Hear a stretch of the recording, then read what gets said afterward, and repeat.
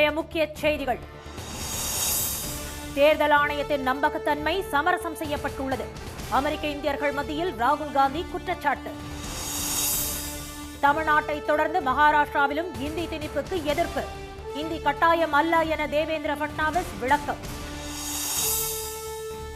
NEET தேர்வை ரத்து செய்தால்தான் பாஜகவுடன் கூட்டணி என அறிவிக்க முடியுமா? எடப்பாடி பழனிசாமிக்கு முதலமைச்சர் ஸ்டாலின் சரமாரி கேள்வி. டெல்லியில் கடத்தப்பட்ட 6 குழந்தைகளை உடனடியாக மீட்க வேண்டும். கடத்தல்காரர்கள் சமூகத்திற்கே ஆபத்தானவர்கள் என உச்சநீதிமன்றம் எச்சரிக்கை. போப் பிரான்சிஸ் உடல் நலக்குறைவால் இன்று காலமானார். 9 நாட்கள் துக்கம் அனுசரிக்கப்படும் என வாட்டிகன் அறிவிப்பு.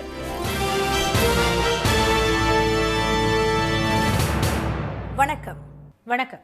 இந்திய தேர்தல் ஆணையத்தின் நம்பகத்தன்மை சமரசம் செய்யப்பட்டுள்ளதாக மக்களவை எதிர்க்கட்சித் தலைவர் திரு ராகுல் காந்தி குற்றம் சாட்டியுள்ளார். அமெரிக்கா சென்றுள்ள அவர் பாஸ்டன் நகரில் நடைபெற்ற நிகழ்ச்சியில் இந்தியர்களிடையே உரையாற்றிய போது மகாராஷ்டிரா சட்டப்பேரவைத் தேர்தலில் மிகப்பெரிய மோசடி நடந்துள்ளதாகவும் அதற்கு தேர்தல் ஆணையம் துணை போனதாகவும் தெரிவித்தார். எளிமையாக கூற வேண்டுமென்றால் மகாராஷ்டிராவில் வாக்களிக்க தகுதி வாய்ந்தவர்களின் எண்ணிக்கையை விட வாக்களித்தவர்களின் எண்ணிக்கை அதிகம் என்று திரு ராகுல் காந்தி குறிப்பிட்டார். மாலை 5:30 மணியளவில் வாக்கு சதவீதம் குறித்த புள்ளி விவரத்தை தேர்தல் ஆணையம் வழங்கியதாகவும், ஆனால் அடுத்த 2 மணி நேரத்திற்குள் 65 லட்சம் பேர் கூடுதலாக வாக்களித்துள்ளதாக தேர்தல் ஆணையம் கூறியதாகவும் அவர் தெரிவித்தார். 2 மணி நேரத்திற்குள் இத்தனை லட்சம் பேர் வாக்களிப்பது சாத்தியமற்றது என்று திரு ராகுல் காந்தி சுட்டிக்காட்டினார். ஒருவர் வாக்களிக்க 3 நிமிடங்கள் என்று வைத்துக் கொண்டாலும் இத்தனை லட்சம் பேர் அதிகாலை 2 மணி வரை வரிசையில் நின்று வாக்களித்திருக்க வேண்டும் என்றும், ஆனால் அதுபோன்று எதுவும் நடக்கவில்லை என்றும் அவர் கூறினார். இதற்காகத்தான் வாக்களிப்பதை வீடியோ பதிவு செய்ய வேண்டும் என்று தாங்கள் கோரிக்கை விடுத்ததாகவும், அதற்கு தேர்தல் ஆணையம் மறுப்பு தெரிவித்ததோடு மட்டுமல்லாது வீடியோ பதிவு குறித்து கேட்க முடியாதபடி விதிகளையும் மாற்றிவிட்டதாக திரு ராகுல் காந்தி குற்றம் சாட்டினார். இதன் மூலம் தேர்தல் ஆணையத்தின் நம்பகத்தன்மை சமரசம் செய்யப்பட்டுள்ளது என்பது தெளிவாக தெரிவதாகவும், இந்த அமைப்பில் ஏதோ மிகப்பெரிய தவறு இருப்பதாகவும், இதை பலமுறை தாம் சுட்டிக்காட்டியுள்ளதாகவும் அவர் தெரிவித்தார். தமிழ்நாட்டை தொடர்ந்து மகாராஷ்டிராவிலும் ஹிந்தி திணிப்புக்கு எதிர்ப்பு வலுத்து வரும் நிலையில் ஹிந்தி கட்டாயம் அல்ல என்று முதலமைச்சர் திரு தேவேந்திர பட்னாவிஸ் மலுப்பலாக தெரிவித்துள்ளார். தேசிய கல்விக் கொள்கையை அந்த மாநிலத்தில் அமல்படுத்தியுள்ள பாஜக கூட்டணி அரசு தாய்மொழியான மராத்தி மற்றும் ஆங்கில வழி கல்வி பயிற்றுவிக்கும் பள்ளிகளில் 1 முதல் 5ஆம் வகுப்பு வரை 3வது மொழியாக ஹிந்தியை கட்டாயமாக்கி கடந்த வாரம் அறிவித்தது. மாநில அரசின் முடிவுக்கு காங்கிரஸ், திரு சரத்பவார் தலைமையிலான தேசியவாத காங்கிரஸ், உத்தவ் தாக்கரே தரப்பு சிவசேனா, மகாராஷ்டிர நவ நிர்மான் சேனா ஆகிய கட்சிகள் கடும் எதிர்ப்பு தெரிவித்துள்ளன. 3வது மொழியாக ஹிந்தியை சேர்த்துள்ளது கல்வி ரீதியாக நியாயமற்றது என்று மகாராஷ்டிரா மாநிலத்தின் மொழி ஆலோசனை குழுவும் எதிர்ப்பு தெரிவித்துள்ளது. 3வது மொழியாக ஹிந்தியை திணிப்பது மாணவர்களுக்கு உளவியல் ரீதியாக பாதிப்பை ஏற்படுத்தும் என்றும் தேவையற்ற சுமையை ஏற்படுத்தும் என்றும் அந்த குழு கூறியுள்ளது. இது தொடர்பாக திரு பட்னாவிஸுக்கு கடிதம் எழுதியுள்ள மாநில மொழி ஆலோசனை குழுவின் தலைவர் திரு லட்சுமிகாந்த் தேஷ்முக் ஹிந்தியை திணிப்பது மாநிலத்திற்கு பின்னடைவை ஏற்படுத்தும் என்று தெரிவித்துள்ளார். ஹிந்தி மொழியை கட்டாயமாக்குவது என்ற முடிவை எடுக்கும் முன்பு மாநில மொழி ஆலோசனை குழுவின் ஆலோசனைகளை கருத்தில் கொள்ளவில்லை என்றும் அவர் கூறியுள்ளார்.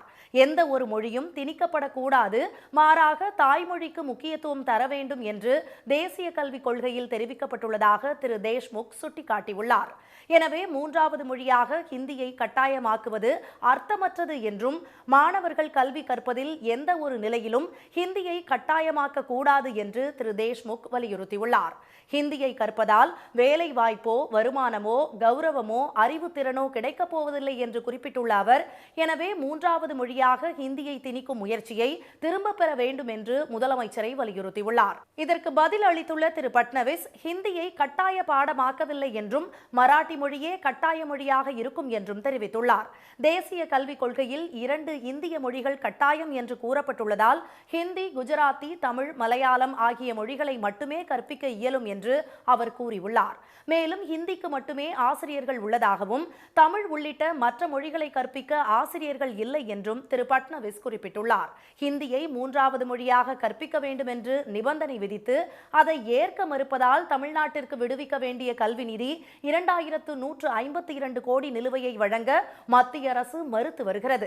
இந்த நிலையில் மகாராஷ்டிராவில் ஹிந்தி மொழியை 3வது மொழியாக அறிவித்ததற்கு எதிர்ப்பு எழுந்துள்ளதும், அம்மாநில அரசு விளக்கம் தரும் நிலைக்கு தள்ளப்பட்டுள்ளதும் குறிப்பிடத்தக்கது. நீட் தேர்வை ரத்து செய்தால்தான் பாஜக கூட்டணியில் இருப்போம் என்று கூற எடப்பாடி திரு பழனிசாமி தயாரா என முதலமைச்சர் திரு மு.க.ஸ்டாலின் கேள்வி எழுப்பியுள்ளார். தமிழக சட்டப்பேரவையில் மருத்துவ மற்றும் மக்கள் நல்வாழ்வுத்துறை மானிய கோரிக்கை மீதான விவாதம் இன்று நடைபெற்றது. அதில் பேசிய எதிர்க்கட்சித் தலைவர் எடப்பாடி திரு பழனிசாமி, நீட் தேர்வை கொண்டு வந்தது காங்கிரஸ் மற்றும் திமுக என்றும் அதை தடுத்து நிறுத்த முயற்சி செய்தது அதிமுக என்றும் கூறினார். அதற்கு பதிலளித்த அமைச்சர் திரு சிவசங்கர், தமிழகத்தில் நீட் தேர்வுக்கு அனுமதி அளித்தது எடப்பாடி திரு பழனிசாமி ஆட்சிதான் என்றும், கலைஞர் இருக்கும் போதோ ஜெயலலிதா இருக்கும் போதோ நீட் தேர்வு வரவில்லை என்றும் கூறினார். அதனைத் தொடர்ந்து பேசிய காங்கிரஸ் உறுப்பினர் திரு செல்வ பெருந்தகை, காங்கிரஸ் ஆட்சியில் இருக்கும் போதும் திமுக ஆட்சியின் போதும் ஜெயலலிதா இருக்கும் போதும் நீட் தேர்வு வரவில்லை என்றும், யார் முதலமைச்சராக இருக்கும் போது கொண்டு வந்தது என்பது அனைவருக்கும் தெரியும் என்றும் கூறினார். அப்போது பேசிய முதலமைச்சர், நீட் தேர்வு சிக்கலை சரி செய்ய அதிமுகவுக்கு நல்ல வாய்ப்பு கிடைத்துள்ளதாக கூறினார். நீட் தேர்வை ரத்து செய்தால்தான் கூட்டணியில் இருப்போம், இல்லை என்றால் கூட்டணியில் இருந்து விலகிவிடுவோம் என்று உங்களால் கூற முடியுமா என திரு ஸ்டாலின் கேள்வி எழுப்பினார். வாக்குறுதி கொடுத்தது உண்மைதான், அதில் நாங்கள் எந்த விதமான மறுப்பும் சொல்லலை. ஆனால் நாங்கள் எங்களுடைய கூட்டணி ஆட்சி அங்கே அமைந்திருந்தால் நிச்சயமாக தொடர்ந்து வருவோம். நாங்களும் ஏமாற்றி ஆட்சிக்கு வரல. 2 மாதத்திற்கு முன்னாடி பாஜக என்ற கூட்டணியில் நாங்கள் இருக்க மாட்டோம், 2026 மட்டும் இல்லை 2031 கூட நாங்கள் இருக்க மாட்டோம் என்று சொல்லிவிட்டு இப்போது கூட்டணி சேர்ந்திருக்கிறல, யாரை ஏமாற்றுவது நாடகம், அதை சொல்லுங்க. இதற்கு பதிலளித்த எடப்பாடி திரு பழனிசாமி, ஆட்சிக்கு வந்தால் நீட் தேர்வுக்கு விலக்கு பெற்று தருவோம் என்று வாக்குறுதி அளித்தது திமுக தான் என்று கூறினார். அப்போது குறுக்கிட்ட முதலமைச்சர், வாக்குறுதி கொடுத்தது உண்மைதான் என்றும், தங்கள் கூட்டணி ஆட்சி அமைத்திருந்தால் நீட் தேர்வில் இருந்து விலக்கு பெற்றிருப்போம் என்றும் கூறினார். எக்காரணத்தை கொண்டும் பாஜகவுடன் கூட்டணி கிடையாது என 2 மாதங்களுக்கு முன்பு வரை கூறி வந்த தாங்கள் தற்போது அக்கட்சியுடன் கூட்டணி சேர்ந்திருப்பது யாரை ஏமாற்றுவதற்கான நாடகம் என்று கேள்வி அவர் எழுப்பினார். அதற்கு பதிலளித்த எடப்பாடி திரு பழனிசாமி, பாஜகவுடன் தாங்கள் கூட்டணி சேர்ந்ததில் தவறில்லை என்று கூறினார். அப்போது குறுக்கிட்ட திரு ஸ்டாலின், கூட்டணி சேர்ந்ததை பற்றி கேட்கவில்லை, பாஜக கூட்டணியில் சேரவே மாட்டோம் என வீரவசனம் பேசினீர்களே, அதைத்தான் கேட்கிறேன் என்று கூறினார். பின்னர் செய்தியாளர்களிடம் பேசிய எடப்பாடி திரு பழனிசாமி, நீட் தேர்வை தடுக்க தாங்கள் கடுமையாக முயற்சி செய்ததாகவும், ஆனால் அதற்குள் அந்த விவகாரம் நீதிமன்றத்திற்கு சென்று விட்டதாகவும் கூறினார். ஆனால் நீட் விவகாரத்தில் அதிமுகவின் நிலைப்பாடு என்ன என்ற செய்தியாளர்களின் கேள்விக்கு பதிலளிக்காமல் அவர் திரும்பிச் சென்று விட்டார்.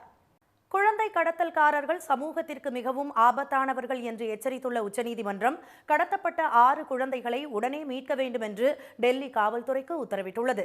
தலைநகர் டெல்லியில் புதிதாக பிறந்த 6 குழந்தைகள் கடத்தப்பட்டுள்ளதாகவும், இந்த குழந்தைகள் லட்சக்கணக்கில் விற்பனை செய்யப்படுவதாகவும் பத்திரிகை ஒன்றில் செய்தி வெளியானது.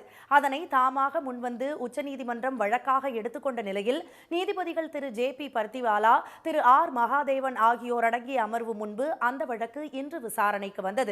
இந்த வழக்கை விசாரித்த நீதிபதிகள், குழந்தை கடத்தல்காரர்கள் சமூகத்திற்கு மிகவும் ஆபத்தானவர்கள் என்றனர். டெல்லி மற்றும் அண்டை மாநிலங்களில் கடத்தப்படும் குழந்தைகள் 5 லட்சம் ரூபாய் முதல் 10 லட்சம் ரூபாய் வரை விற்பனை செய்யப்படுவதாக செய்திகள் வெளியாகியுள்ளதாக நீதிபதிகள் சுட்டிக்காட்டினர். குழந்தை கடத்தல் கும்பலின் தலைவனை உடனே கைது செய்ய வேண்டும் என்று உத்தரவிட்ட நீதிபதிகள், டெல்லியில் கடத்தப்பட்ட 6 குழந்தைகளையும் எந்த வகையிலாவது மீட்க வேண்டும் என்று காவல்துறைக்கு அறிவுறுத்தினர்.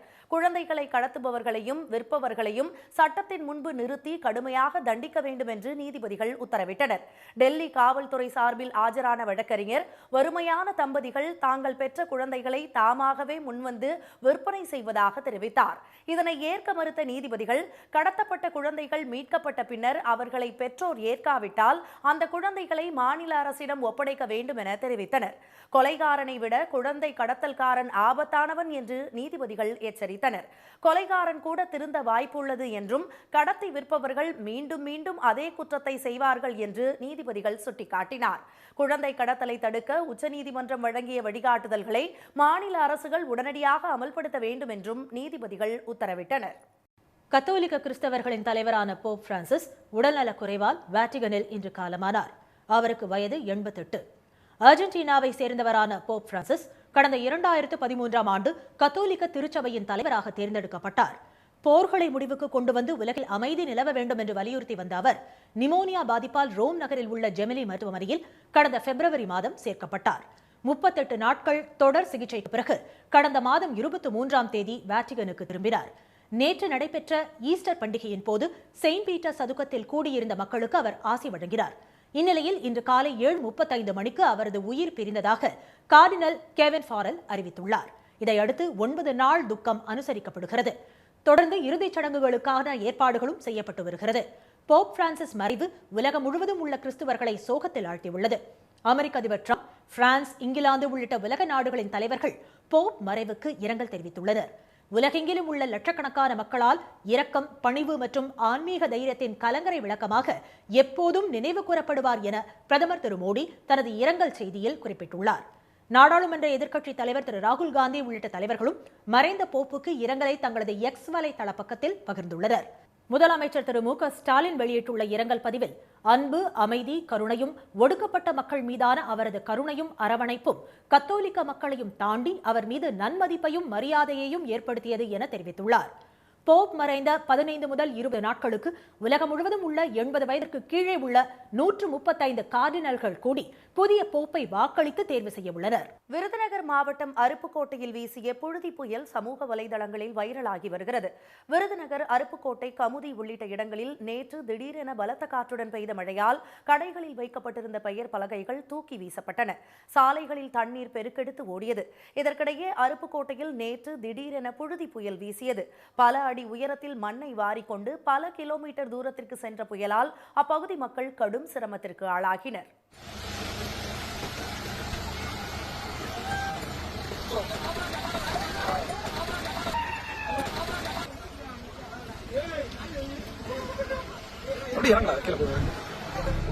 பொதுமக்கள், வாகன ஓட்டிகள், மைதானத்தில் விளையாடிய சிறுவர்கள் என அனைவரின் கண்களையும் புழுதி மண் நிறைத்தது.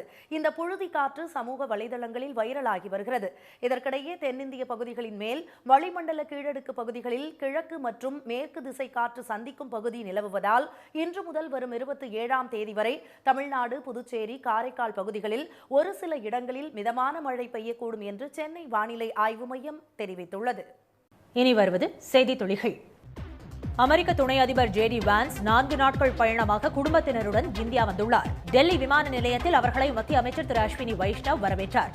பின்னர் பிரதமர் திரு மோடியை சந்திக்கும் ஜே டி வான்ஸ் வர்த்தகம், வரி உள்ளிட்ட இருதரப்பு உறவுகள் குறித்து ஆலோசனை நடத்துகிறார். தங்கள் நாட்டிற்கு பாதிப்பு ஏற்படும் வகையில் அமெரிக்காவுடன் பொருளாதார ஒப்பந்தங்களை மேற்கொள்ளும் நாடுகளை கடுமையாக இருப்போம் என்று சீனா எச்சரித்துள்ளது. அமெரிக்காவிடம் வரி குறைப்பு கோரும் நாடுகள் சீனாவை தனிமைப்படுத்த வேண்டும் என்ற அந்நாட்டின் கோரிக்கையை ஏற்றால் எதிர்மறையான விளைவுகள் ஏற்படும் என அந்நாடுகளை சீனா எச்சரித்துள்ளது.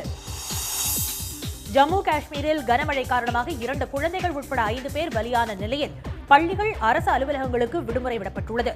ரம்பன் மாவட்டத்தில் மேக வெடிப்பு காரணமாக பெய்த கனமழையால் பல பகுதிகளில் வெள்ளம் கரை புரண்டு ஓடுவதுடன் நிலச்சரிவும் ஏற்பட்டுள்ளது. வீடுகள் இடிந்து விழுந்ததில் 3 பேர் பலியான நிலையில் தேசிய நெடுஞ்சாலைகள் மூடப்பட்டன. கர்நாடக முன்னாள் காவல்துறை தலைவர் ஓம் பிரகாஷ் கொல்லப்பட்ட வழக்கில் அவரது மனைவி பல்லவியை கைது செய்து போலீசார் விசாரணை நடத்தி வருகின்றனர். இருவருக்கும் இடையே அடிக்கடி சண்டை நடைபெறுவது வழக்கமான ஒன்று என்றும், நேற்று நடந்த சண்டையின் போது கண்ணில் மிளகாய் பொடி தூவிய அவரது மனைவி கத்தியால் பலமுறை குத்தி கொலை செய்ததாக கூறப்படுகிறது. ஆளுநர்களின் அதிகாரம் குறித்து உச்சநீதிமன்றம் திட்டவட்டமாக தீர்ப்பு வழங்கிய நிலையில் துணைவேந்தர்கள் கூட்டத்தை திரு RN ரவி கூட்டியுள்ளது அப்பட்டமான அரசமைப்பு சட்ட மீறல் என்று திராவிட கழக தலைவர் திரு டி வீரமணி கண்டனம் தெரிவித்துள்ளார். அதிகாரம் இல்லாத ஆளுநர் கூட்டும் மாநாட்டில் துணைவேந்தர்கள் கலந்து கொள்ளக்கூடாது என்று வலியுறுத்தியுள்ள அவர், குடியரசு துணைத் தலைவரும் இதில் வந்து கலந்து கொள்வது எரியும் நெருப்பில் பெட்ரோல் ஊற்றுவது போன்ற அடாவடி நடவடிக்கை என்றும் கூறியுள்ளார்.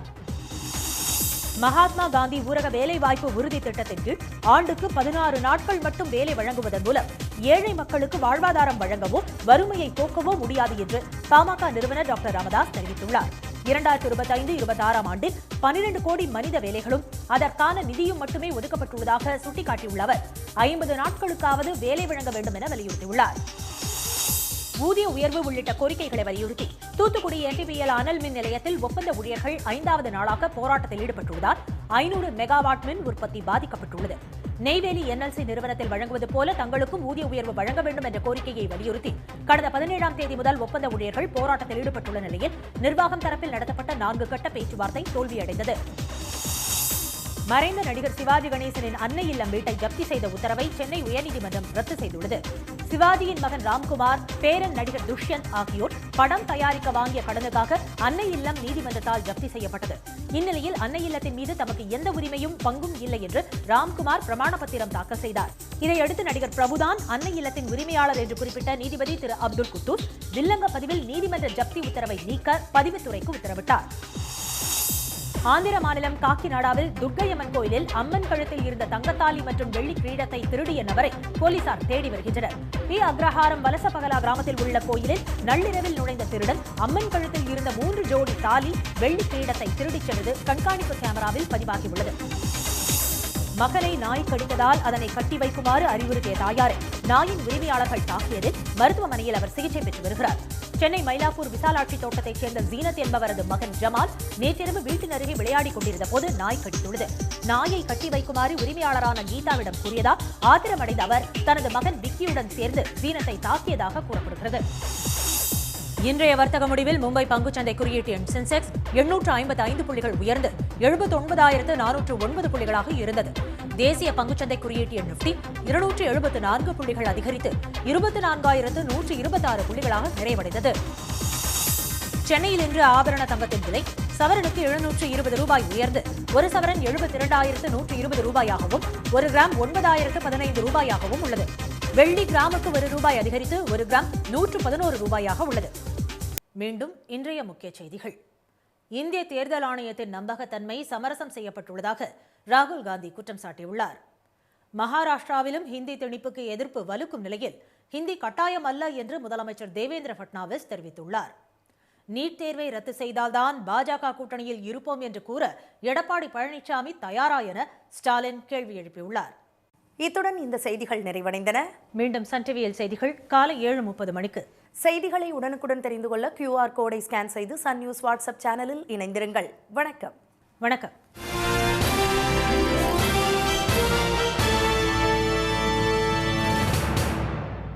உடனுக்குடன் செய்திகளை தெரிந்து கொள்ள சன் நியூஸ் பெல் ஐகானை கிளிக் பண்ணுங்க.